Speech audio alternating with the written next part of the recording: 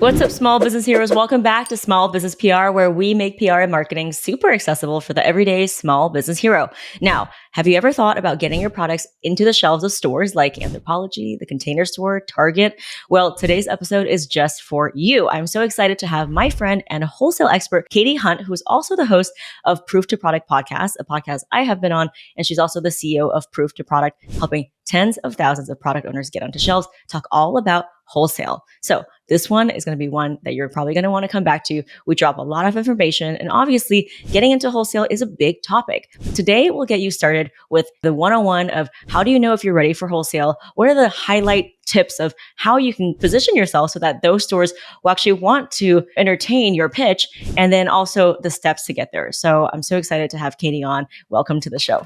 Thanks so much for having me, Gloria. I'm excited to be here and chat with you about this. I love how it's like a tongue to proof to product, but I know, it's a lot to say, huh? People will definitely remember it. So tell us just really quickly for people who don't really understand this, What is wholesale and how do we know if we're ready for wholesale? Yeah, sure. So wholesale is basically where you sell your products to another business. So most people think of direct-to-consumer sales where you're selling your product to the end consumer, the person that's going to use it or gift it. Those two options are typically the most common. But when we talk about selling wholesale, we're selling our product in bulk to another business who is then turning around and selling it to the end consumer.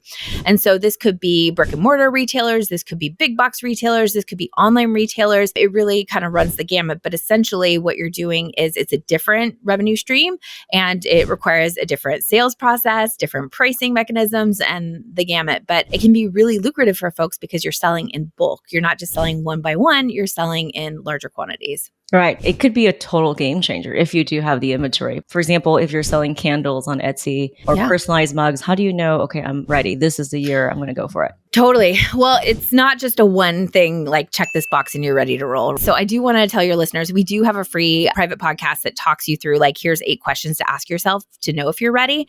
And they can get access to that at prooftoproduct.com/private pod. It's super easy to consume in less than an hour and it'll give them a taste of what it is that they need to think about. But really, there's a lot of factors. One is your product priced right so that you can still be profitable when you're selling wholesale. That's a big one. I don't want anyone selling anything if they're not making money on it. But also you mentioned inventory being a challenge. And it is expected that if you're selling wholesale, that you will carry inventory. So for that candle maker on Etsy, like you're talking about, do they have the capabilities to stock up and have things there that they can send out in larger quantities? Now, if we're talking like a Target or a huge big box store, that's going to be its own order. That's going to be something like you don't need to keep 15,000 units on hand, but you do want to have some smaller quantities on hand that you can get orders out pretty quickly for your independent retailers. So having enough inventory on hand, but really the profitability piece is the biggest one. I want to know that they have their production cost dialed in, they know their pricing is right, and it's in alignment with industry standards, because otherwise, if we don't have those pieces in place, then we're just playing business. We're losing money on the deal and we don't want to do that.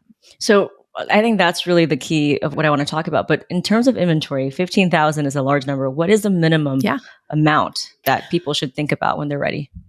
Yeah, so this is one of the most popular questions we get in our Paper Camp program, which is our wholesale program. How much inventory do I need to have on hand? And it will vary depending on what types of products you carry. So there's this thing called minimum order quantity, and stores will have to purchase a certain number of each individual SKU. So if you make a whole candle collection, and let's pretend you have 10 different scents, to purchase one of those scents, they're typically going to need to purchase in quantities of 6 or even 12. Every brand is slightly different in what they set their MOQ, their minimum order quantity at. So that being said, let's pretend that your minimum order quantity on candles is 6, just for easy numbers. I would say having enough for 10 orders on hand would be really helpful. So that would be 60 candles of that particular scent that you want to have on hand.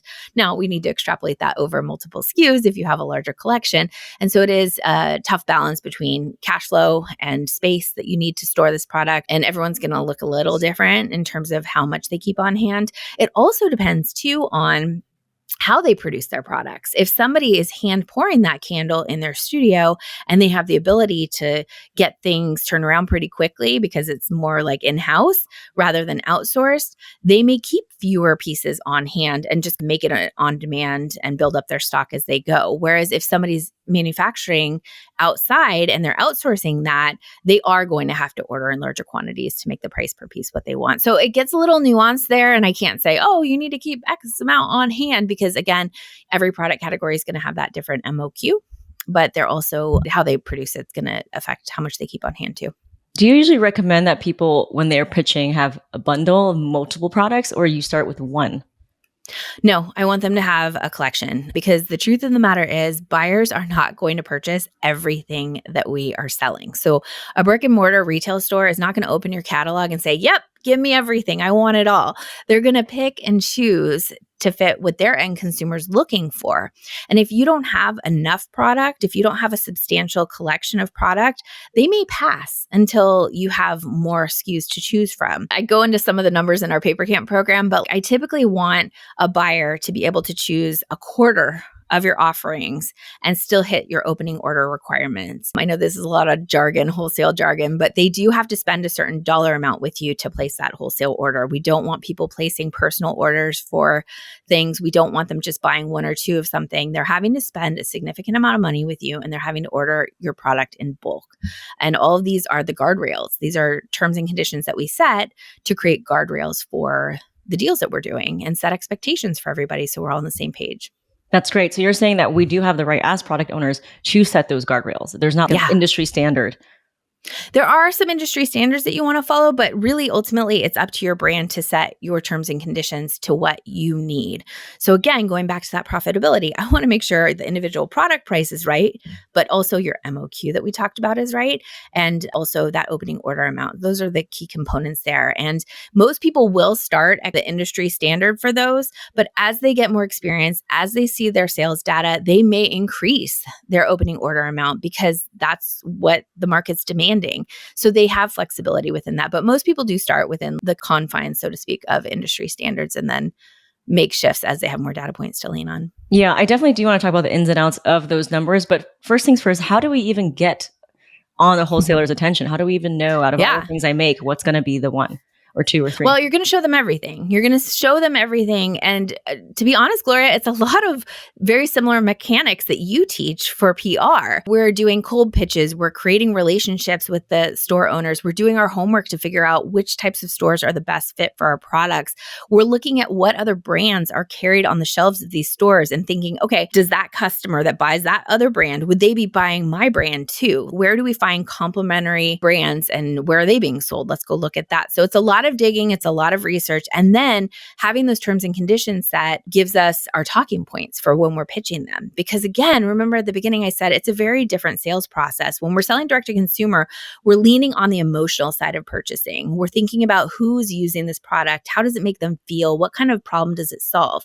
On the B2B side, when we're selling to another business, they're thinking, what is my shelf space? How much money am I going to have to spend? What's my cash flow looking like in terms of other orders I have coming in? So their mindset around purchasing is a lot different. And so when we do our pitch to them, we're including hard details about here's how much you have to spend with me. Here's how many SKUs you need to purchase to hit that number. Here's the types of things we sell. Here's where you can find all of our stuff and look at our catalog. We want to make it as simple as possible for these wholesale customers to purchase from us. And part of that is laying out the pricing details too. Yeah. So let's say I make bath and body stuff. I'm trying to get into a store that already has bath and body stuff. So am I looking for things that are not competitive, or things that are just, maybe they sell the same thing, but I have a different fragrance, or maybe something that's evergreen? So I want scents for all year round, not just for spring and summer. Oh yeah. Evergreen products, like year-round products, are fantastic because they can be sold all the time. I would say it's a mix. You want to be around complementary but non-competing products. So if that bath and body product is the same as yours, same types of scents, the store owner is probably going to pass on your line because it's too similar.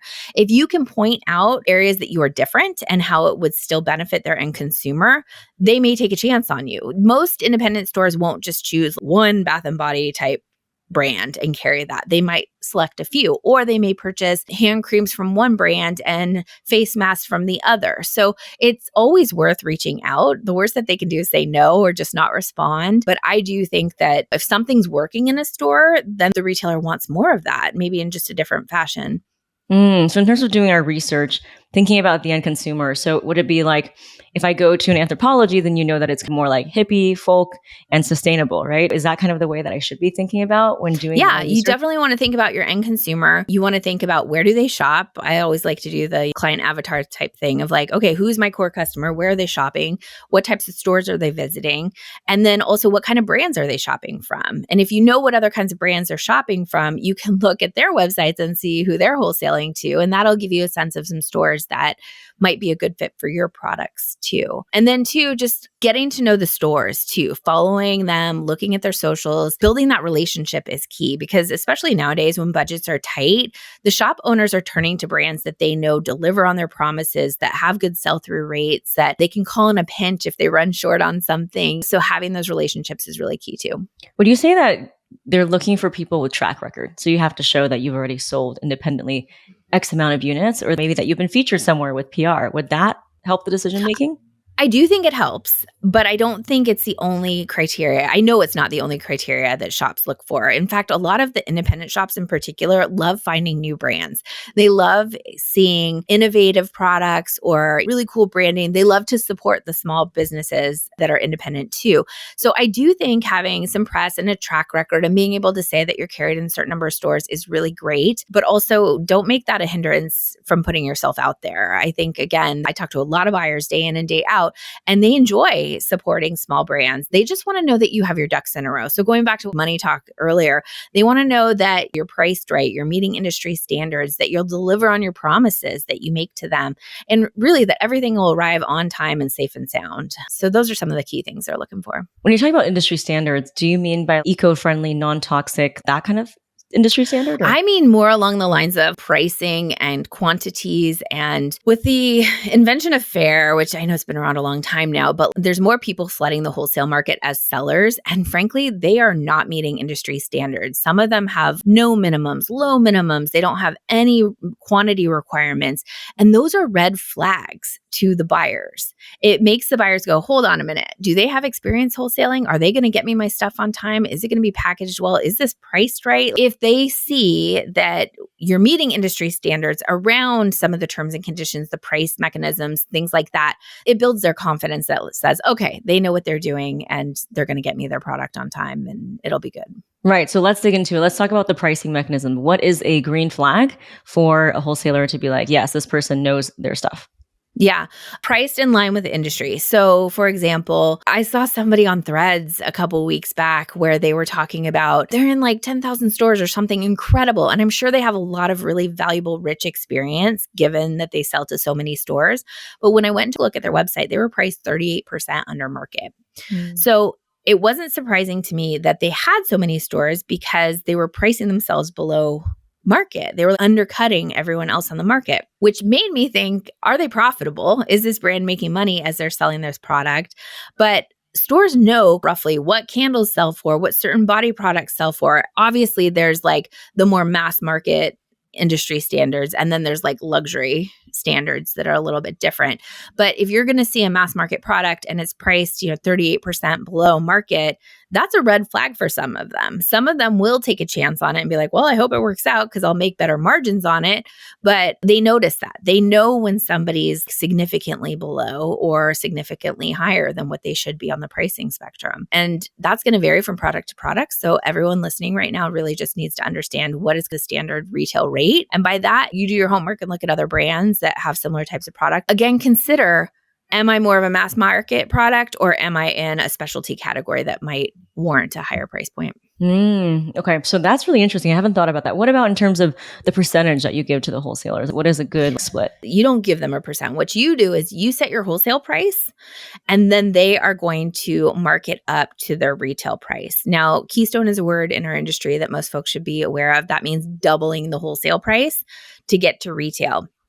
It's a little outdated right now. There's a lot of stores that are doing more than double. So if I set a product price, my wholesale price is $10, for example, the minimum someone will sell that product for in their brick and mortar or online is $20. But we are seeing that more and more people are marking things up higher than that, even as far as like 2.6, 2.8. It depends on where they're located and what their customer base will spend. So you said at least double. So for example, if the retail price is $20, then the wholesale price should be $10 to the wholesaler.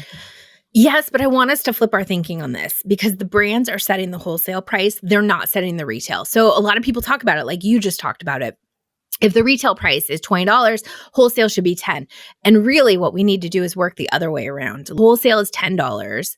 And so the retail is going to be at minimum $20. But a lot of stores are going to make it $25 or $28, depending on what their customers will warrant. Okay, interesting. So we don't set that, right? We just say this is what my wholesale price is, and then it's up to Target or whatever Container Store to decide what they want to mark it up as. Yeah, and the big box stores are different because they're going to have profit margin requirements that they need to hit. So you'll discuss that in the whole deal before they write the PO to you. But you're going to set that wholesale price, and then they're going to set the retail price. For the big box stores, you're going to have some negotiation on that too during the process. Okay, so what are some do's and don'ts if I'm pitching? Because, I mean, first of all, how do we even find who to pitch for? Do I go on LinkedIn and I'm looking at buyer of Target? Yeah, I'm sure it's similar to how you're encouraging folks to pitch the press. We're digging around LinkedIn. We're digging around Facebook pages for brick and mortar shops. We're using AI tools. Seamless AI is one that folks are using just to be able to track down who the right person is. With independent shops, it's a lot easier because there typically is a smaller pool of people in that business. It's typically the owner who's doing the buying. For the big box stores, it's a little more complicated because there's so many different departments and different teams that do the buying. So, but yeah, it's a lot of digging and trying to figure it out. Right. So then you kind of cold pitch, right? There's not like a formula. So you cold pitch. So the pitch should just have who you are, and then just send them like a brochure of all of the SKUs? Kind of. Yeah, we have a whole pitch process that we give people in our program where we give them the timeline, we give them the templates. But ultimately, yeah, it's a series of cold pitch emails. We have in there too, like direct marketing mailers, postcards that have product images and quick facts that they need to know to purchase. We have some people that are sending out samples and catalogs in the mail too. So it's a combination of touch points, similar to what you teach in PR. We want to contact people in different ways. Email's obviously free and easy, but we oftentimes don't hear back to you on the cold pitches. So again, working in some of these other touch points, social media, direct mail. We meet a lot of people at trade shows. There's multiple ways to do it, but the most successful and easy to systemize way is a mix of cold pitch emails, sending some direct mail, some cold pitch follow-ups after that too. Love it. Okay. Are there any don'ts? Never walk into a store unannounced and expect to talk to the buyer. We see a lot of folks who walk in with samples and catalogs and things, and people are busy. Imagine somebody showing up at your front door wanting to sell you something. It's awkward, right? And also the person working in the shop may not be the decision maker around buying. And so it's okay to drop off a sample with a note or something for the buyer and say, hey, can you give this to the person in charge of buying? But never just show up unannounced. I think that's the biggest mistake I see folks do. Another don't is that people give up too early, in my opinion. They send a couple emails, they don't hear anything back, and they think, oh my gosh, I'm a failure. Nobody likes my stuff. My products are terrible.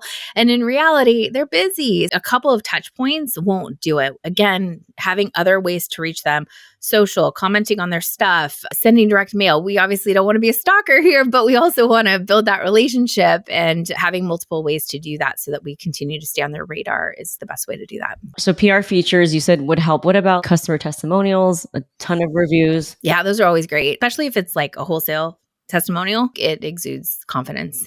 Awesome. What if you have some famous brand partners or anything else to help you give you that leverage? Yeah, I find that the ambassadors, influencers, the higher end brand partners tend to help on the direct to consumer side more than they do on the wholesale side. Because again, these brand partners are influencing the emotions behind it, the problems the products are solving. So it really does lend itself well to direct to consumer marketing. But at the same time too, that heightens the awareness and visibility of your brand overall. And if you have that heightened awareness and visibility, other businesses are going to see that too. And they may want to purchase from you then. Yeah, I always say everything we want in our business is on the other side of the send button. So same thing with what you're teaching with PR. Any last few words about, like you said, pricing or anything to set our listeners up for success? Yeah, for sure. We have a ton of resources on our podcast and everything, and this is so much to cover. And I teach a 4-week program on this. I do want to encourage folks, don't let your fear of rejection hold you back. If you have a desire to work with stores and sell wholesale, come listen to our stuff, learn from us, because there is a system, there is a method to the madness, and we can make it very simple for you to get started quickly. I was just talking to my daughter the other day. She's going out for a new club soccer team. She's already on one. And I said, look, if you don't go to the tryout, you're telling yourself no. You're giving yourself the no rather than going out and letting them tell you yes or no. And so I'm telling clients the same. If we're not putting ourselves out there, if we're not trying to do these things, then we're cutting off opportunities for ourselves. And so for anyone listening, if you have a desire to see your products on the shelves of stores, go after it. Like even start locally and just connect with the buyer that you feel your stuff would be a good fit for their shop. Don't be deterred by the no's. Don't be deterred by the crickets you may hear when you pitch. People are still paying attention. They're watching. And you know, they will come around and buy. I had a wholesale customer who waited 4 years. They kept seeing me at trade shows and kept talking to me. They visit the booth. They liked the product. They were very complimentary. I'd follow up in between. Like I really worked hard for that account, and it took 4 years for them to finally purchase from me. And really what it was in that scenario, they just wanted to see that I was going to be around, that I was going to continue developing my product line. But I just say that as a cautionary tale of like good things take time. So don't be deterred if this is something you want to do. Get the support you need, find the support, and get going. Go after your dreams. Yeah. Do you have one really amazing success story of someone who just transformed their business and life by going straight to wholesale? Yeah. A lot of my clients primarily sell wholesale now. Many of them came in trying to do both. And then when they learned the mechanics of wholesale, they switched over and were like, okay, I'm 95% wholesale now. Alex from Chez Garnier is a really incredible brand. She came when she was like a baby business working off of her kitchen table, doing primarily stationery and greeting cards. And now she has a line of 3,000 SKUs. She does bath and body stuff. She does wellness and healthcare stuff. She does hardware, rocks glasses and things like that. She still has desktop products and stationary goods, but she's in over 3,500 stores. Her business is doing multi-million dollars in revenue every year. She's incredible. So go look her up if you're looking for some inspiration. That's great. So how can people find you and get some more free resources to kind of start this journey? Yeah, I would recommend 2 things. One, listen to our podcast. It's called Proof to Product, and we're on episode 390 at this point. So there's a lot of great free information there. It's Proof to Product, and we're on all the platforms. The other thing, if you are serious about getting started with wholesale and you're wondering, is this right for me? Then I want you to go listen to our private podcast where I break it down for you and give you concrete things that you can do right away to get started. So that's at prooftoproduct.com/private pod, POD at the end. Thank you so much, Katie. We're going to have you back. It's such a complex but really awesome topic, and there's so much to it. But you've definitely given us so much to think about, at least thinking about the when, what, just kind of the nuts and bolts. So I really appreciate you being on here. Thank you so much for having me. I'm glad this was helpful for your audience. Thank you.